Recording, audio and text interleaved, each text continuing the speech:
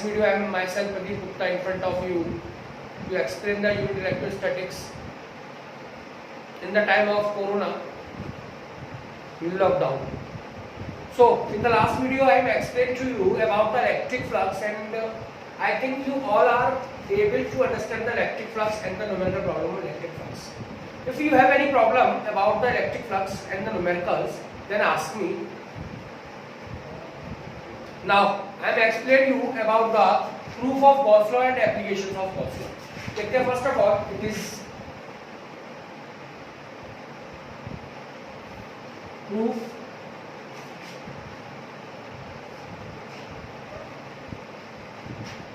of Gauss law. Well, sir, what about the Gauss law? According to Gauss, in last video I am telling you, all of you, well, Gauss law, the scientist Gauss tell us about the electric flux.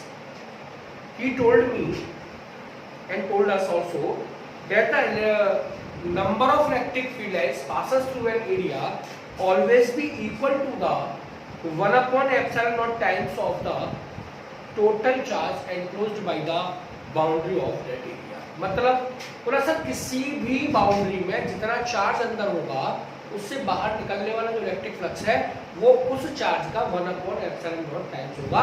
That's mean this is the statement of it.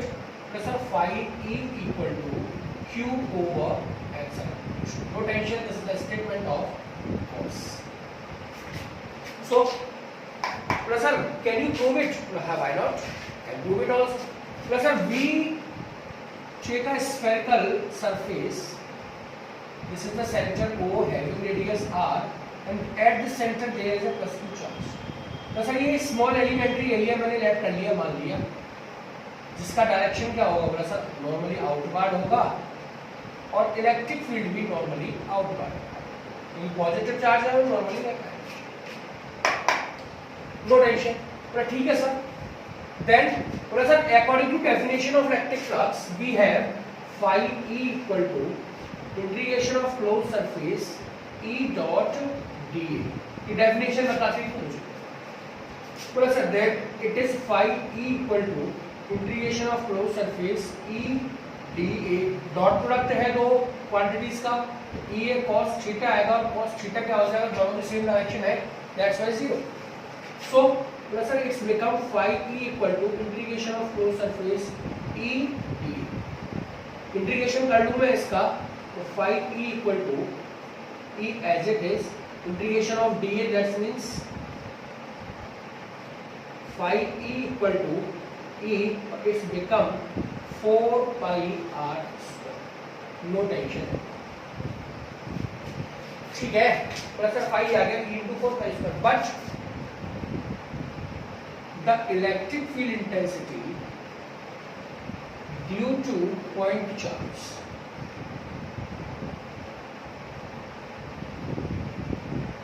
due to point charge is given by E equal to 1 upon 4 pi epsilon naught Q over R square. Put the value of E in it on putting phi E become 1 upon 4 pi epsilon naught Q over R square. It is 4 pi R square. 4 pi cancellation, R square cancellation. phi E equal to क्या मिल गया आपको Q upon X. This is the Gauss law which tells by the Gauss that the total electric flux coming throughout any surface is always be equal to the 1 upon epsilon naught times of total charge enclosed by the boundary of that surface. किसी surface में जितना भी charge होगा वहां से निकलने वाला electric flux उसका 1 upon epsilon naught होगा. इंपॉर्टेंट है आपके बोर्ड के लिए, इसीलिए आप लोग इसे थोड़ा देख लें. This is phi E equal to Q upon epsilon.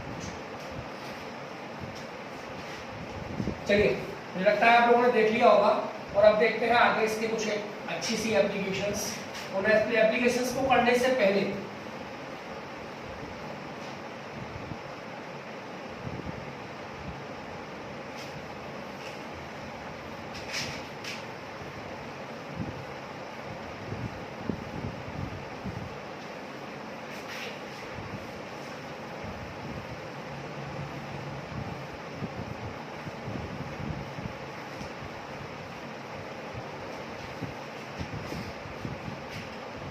Question आता है, बोला sir Gauss law and Coulomb's law are equivalent, तो टू प्रूव दिस कि Gauss law and Coulomb's law are equivalent, Gauss law और कूलॉम्स लॉ दोनों एक जैसे हैं, तो ये प्रूव करके दिखा दूं, मैं दिखा दूंगा भाई कैसे।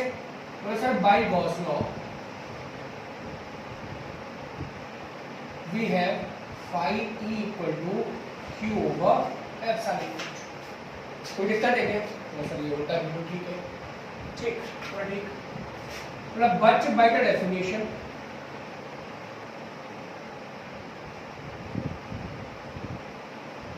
ऑफ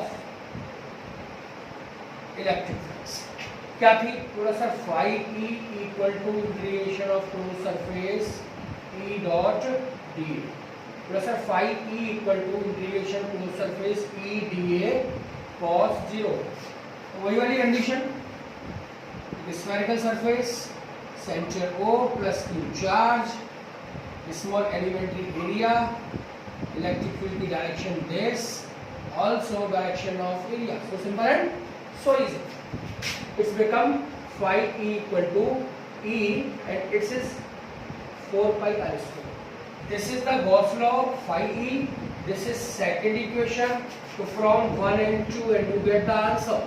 देखिए कितना इजीली आपको आंसर मिल रहा है, from first and second we get E 4 pi r square equal to Q over epsilon naught, so E equal to 1/4 pi epsilon naught Q over S. This is the electric field. If Q naught be the test charge, मैं आपको पिछली video में बता चुका हूँ Q naught is test charge. So force experienced by it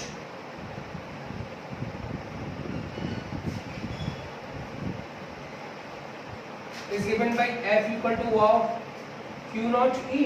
So F equal to 1/4 pi epsilon naught Q naught over R square. This is the Coulomb's law, sir. क्या लेके चले थे? Gauss law. क्या ले दिया मैंने? Coulomb's law. That means we can see that Coulomb's law and Gauss law are equivalent. देख लीजिए एक बार quickly.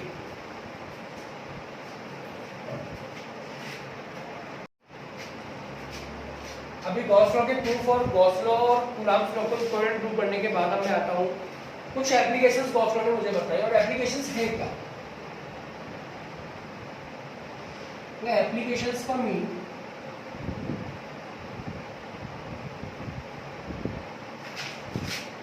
we have the electric field intensity due to a point charge which is E equal to 1/4 pi epsilon naught Q over R square.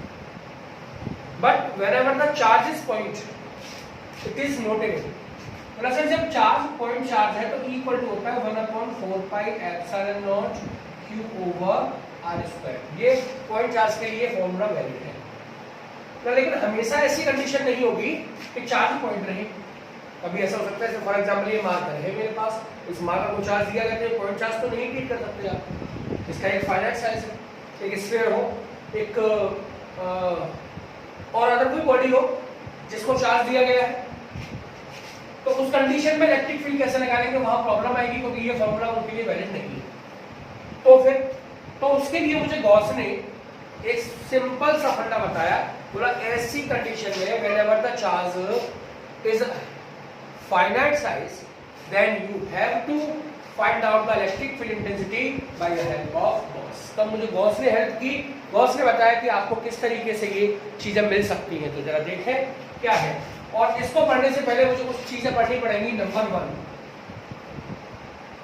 LCD. It is what?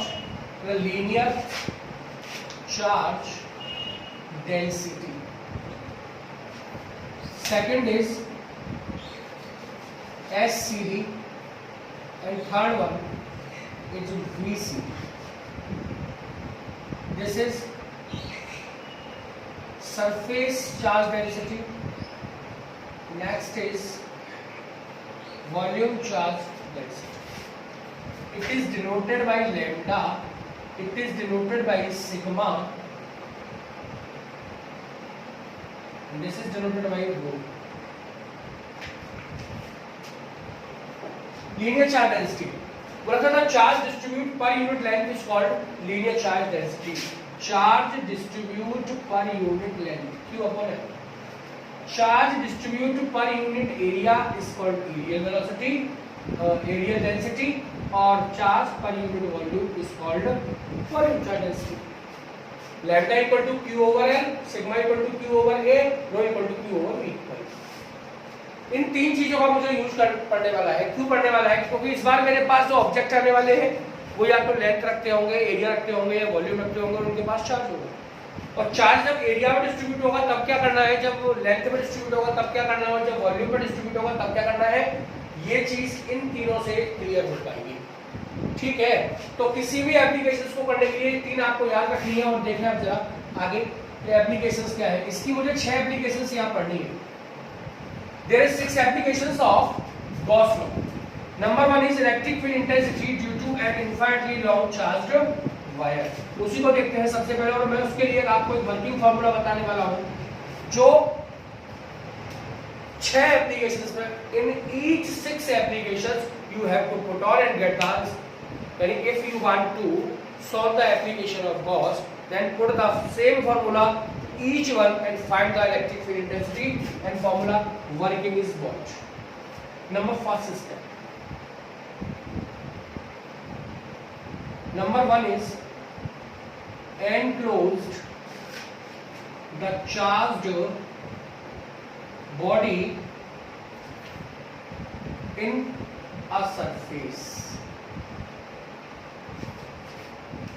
यानी जो भी charge body आपको दिया उसको enclose करना पड़ेगा, आपको बंद करना पड़ेगा किसी ना किसी सरफेस में, because Gauss law is applicable only for the enclosed charge. यानी चार्ज जब तक एनक्लोज नहीं होगा गॉस लॉ एप्लीकेबल नहीं। क्लियर? तो आपको उसे एनक्लोज करना पड़ेगा पहला स्टेप। इफ इसमें भी एक कंडीशन है, इनफाइनाइट कम्स, अगर कहीं बॉडी इनफाइनाइटली आती है then surface must be cylindrical। यानी इनफाइनाइटली बॉडी आ जाती है तो उसके लिए जो सरफेस होगी बंद करने वाली वो सिलिंड्रिकल सरफेस होगी। ये बात। दूसरा क्या करेंगे, find the electric flux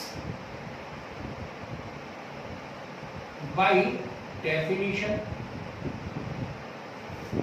and also by Gauss law. Third step, compare both, दोनों को कंपेयर करना है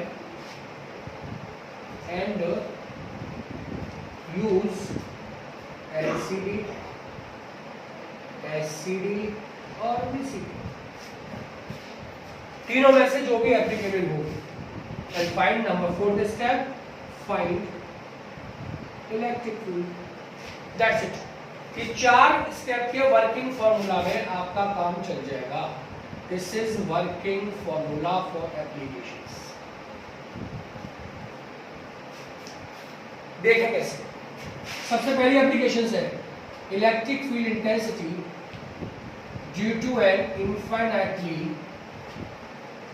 long charged wire.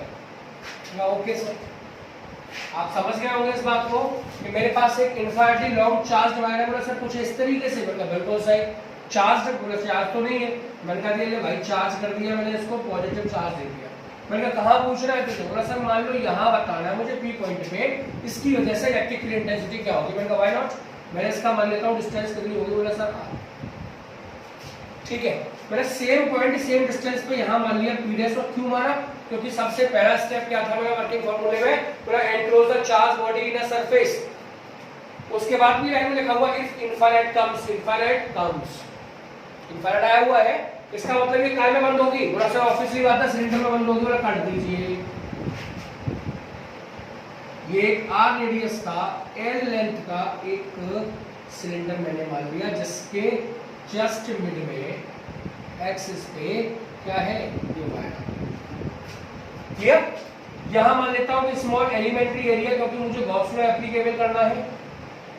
Electric field भी आउटवर्ड होगा, एरिया भी आउटवर्ड होगा।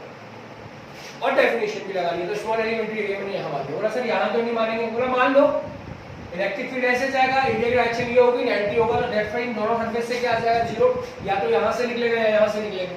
इलेक्ट्रिक फ्लक्स यहाँ भी अगर आप निकालने बैठेंगे तो क्या होगा, बोला सर इधर एरिया की डायरेक्शन भी कोई दिक्कत है, तो कर्व सरफेस एरिया एक बार में एक पॉइंट पे ले लीजिए, सारा हो जाएगा, यहाँ 0 होगा यहाँ भी 0। कुछ टीचर करते हैं इसका निकालते हैं, इसका निकालते हैं, इसका निकालते हैं, इसका निकालते, नो आपको कोई जरूरत नहीं है। यहाँ जब इलेक्ट्रिक फील्ड की बात करूंगा पॉजिटिव है ना, तो ये तो आगे इलेक्ट्रिक फील्ड की डायरेक्शन और एरिया की डायरेक्शन क्या होगी, मैं आपको पहले बता चुका हूँ, परपेंडिकुलर डाल दीजिए।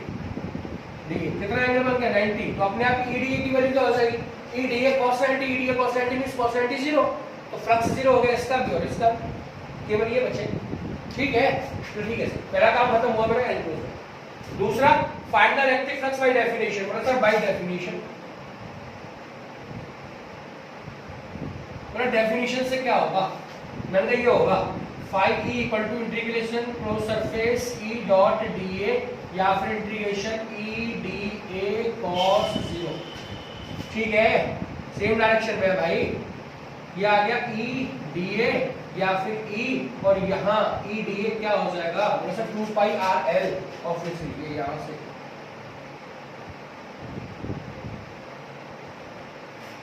अरे इसका area curve surface 2 pi r l होगा, इतना परेशान होने की जरूरत क्या है, बोला इक्वेशन फास्ट तो simple and so easy, no tension.